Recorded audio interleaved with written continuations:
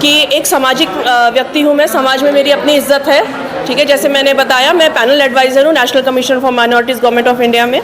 मैं दूसरा प्रदेश अध्यक्ष हूँ राष्ट्रीय लोकदल महिला प्रकोष्ठ की यहाँ पे। तो मेरी एक अपनी छवि है, 15 सालों से काम कर रही हूँ, अरदास समाज कल्याण संस्था की संस्थापक भी हूँ। और अगर मेरे ऊपर विभिन्न चैनलों द्वारा या अखबारों द्वारा एलिगेशन लग रहे हैं तो क्या कोई इसका प्रूफ था? कोई पक्ष मेरा लिया गया? नहीं। तो अपना पक्ष रखने के लिए मैंने ये किया है। और मेरे साथ में और लोग भी मौजूद थे जो कि उसी परिवार के सताए हुए हैं, जो अपने आप को एक पत्रकार कहता है या नहीं वो आप लोग जाने, ठीक है। उनके द्वारा सताए हुए बहुत से लोग हैं समाज में, उनके खिलाफ 2014 से केसेस जो हमारे संज्ञान में आए, अभी और भी होंगे। ऐसे बहुत केसेस हैं उनके ऊपर। तो ऐसे हमारे संज्ञान में जो भी आ रहा है, हम इस मैटर में कुछ तो होगा। जब हमें धमकियां भी मिली है प्रेस कॉन्फ्रेंस आज ना करने की, पर फिर भी हमें विश्वास है। हम मीडिया से यही कहना चाहते थे कि अगर आप कुछ भी सुन रहे हैं, कुछ भी किसी के बारे में, आप हमारा पक्ष सुने। और पक्ष में अगर आपको तथ्य लगता है, सच लगता है, क्योंकि हर एक चीज़ जो मैंने शब्द में बोली है उसके लिए मैंने एक एक पेपर सामने रखा है आपके। कोई भी चीज़ मैंने ऐसे नहीं बोली है कि जिसका कोई एविडेंस ना दिया हो। तो कृपया करके हमारा पक्ष सुनते हुए जो आपको सच लगता है, जो आपको सत्य लगता है कि अगर एक सामाजिक कार्यकर्ता अपना घर परिवार छोड़ के समाज को अपना टाइम दे रही है, क्या उसकी छवि धूमिल करना किसी पत्रकार को शोभा देता है?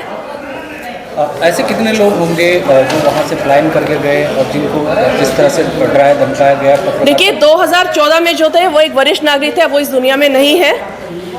उनको डरा धमका के वहाँ से पलायन कराया गया। दूसरा परिवार अभी यहीं बैठा था हमारे साथ, जिन्होंने अभी हाल फिलहाल में उनसे तंग आकर, क्योंकि उन्होंने कैमरे उनके ऊपर लगा दिए, इवन तक आप ये सोचे खुले में शौच करते हैं उनकी घर की उसके साथ सामने, कैसा लगेगा एक महिला को? ठीक है, ऐसी चीज़ों उनकी हरकतों से डर आके वो भी वहाँ से निकले। अभी वो हमें डरा धमका रहे हैं, किस तरीके से गाली गलौज करते हैं। इवन तक अगर आप कभी भी उस एरिया में आके देखेंगे, वो 5 से 6 कारें खड़ी, 2 व्हीलर खड़ी करके हमारा रास्ता भी रोक देते हैं ताकि हमें आने जाने में अवरोध हो और हमें वहाँ से खाली करके जाना पड़े। पर हम पलायन नहीं करेंगे, मैं ये क्लियर करना चाहती हूँ। अगर वो समाज के लिए कलंक है, पत्रकारिता के कलंक है, तो ये आप लोग डिसाइड करेंगे और उनको क्या सज़ा देनी है, कैसे उनको समझाना है।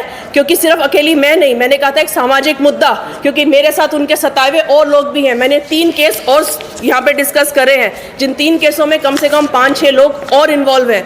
तो एक बंदे से अगर 10, 15, 20 लोग सताए हुए आपको सामने दिख रहे हैं तो कुछ तो बात होगी। तो अनुरोध है कि पत्रकारिता का पेशा बदनाम ना होने दे, सच का साथ दे, और जहाँ आपको तथ्य लगते हैं, जो भी सही लगता है वही आप न्यूज़ बनाएं। ठीक है, धन्यवाद। ये जो है